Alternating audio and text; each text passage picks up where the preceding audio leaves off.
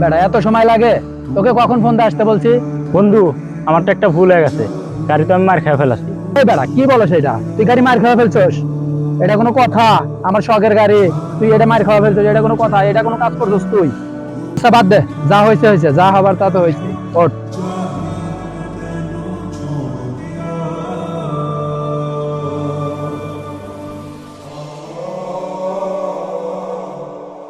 আশরাফ, এদিকে আসো। ভাই বলেন। ওই কালকে যে তোমার মোটর সাইকেল নিয়ে তোমার বন্ধুর সাথে গ্যাঞ্জাম হয়েছিল, হ্যাঁ ভাই। হয়েছে ঠিক আছে, কিন্তু তোমার বন্ধুকে যে ইমন সবার সামনে থাপড় মারলে এটা ঠিক হয়নি। এই দাঁড়া, তোকে দেখাইতেছি। এই বেটা, রাস্তার পাশে গাড়ি বার করা জায়গা?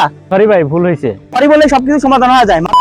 ভাই আমি বললাম তো ভুল হয়েছে, আপনি ফ্যামিলি তুলে গালাগালি করতেছেন কেন? গাড়ির সাথে গাড়ি লাগাতে আবার বড় বড় কথা বলো?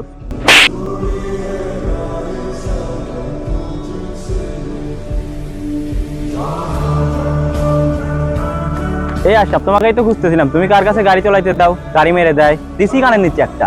সে মেরে দিছেন ঠিক আছে, কিন্তু আমার বন্ধুর গায়ে হাত তোলা আপনার ঠিক হয় না। বন্ধু চল। আর যাই করস বেটা, কিন্তু বন্ধুর গায়ে হাত দিবি না, ঠিক আছে? ভাই সরি, কিছু মনে করেন না। তোর বন্দুক সামনে বেটা, যা।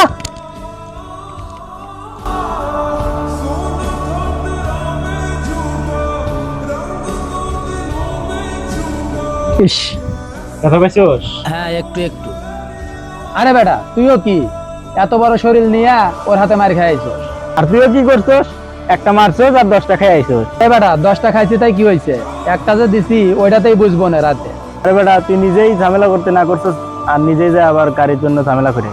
গাড়ি ব্যাপার না, গাড়ি একটা যাবে 10টা আসবে, কিন্তু বন্ধুর গায়ে হাত দেওয়া যাবে না। আরে বেটা, তোর জন্য মারামারি করলাম, চল চা খাওয়া। আরে ভাই, আমার তো টাকা নাই। এটা কথা বলস বেটা? হেট।